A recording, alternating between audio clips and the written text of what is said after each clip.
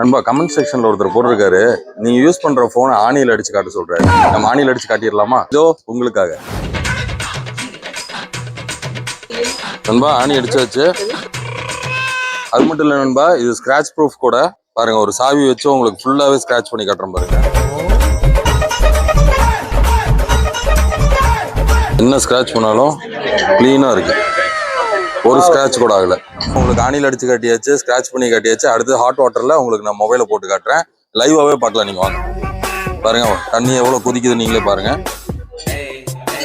நம்ம போனை போட போறோம், ஒர்க் ஆகிற போனு பாருங்க. உள்ள வந்து பாருங்க நண்பா எப்படி கொதிக்குதுன்ட்டு.